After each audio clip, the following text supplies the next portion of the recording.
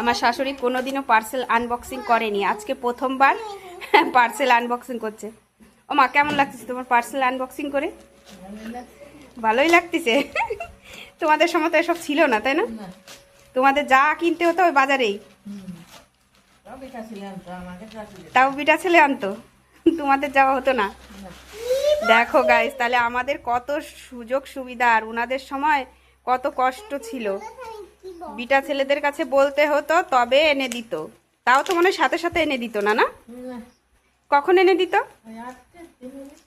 হাটের দিন হলেই পরেই, তার আগে আর না। মানে সবজি বাজার করতে যাবে তখনই। নিজেদের শাড়ি টাড়ি নিজেরা কিনতে তাও না, সব পুরুষ মানুষ। দেখো, তাই জন্য ওনারও আজকে ইচ্ছে হলো একটু পার্সেলটা আনবক্সিং করবে। আর এইদিকে ইনারও খুব ইচ্ছে হচ্ছে ঠাম্মি আজকে আনবক্সিং করুক, তাই জন্য আমার শাশুড়িকে দিলাম যে আনবক্সিং করো। আমরা কি সুন্দর, তাই বলছে যে তোমাদের সময় কত সুযোগ সুবিধা, তোমরা কত সুযোগ সুবিধা পাও, এই ঘরে বসে সব কিছু পেয়ে যাও। আর আমাদের নিজেরা বাজারে তো যেতেই পারতাম না, আর বিটা ছেলেরা এনে দিত। সেই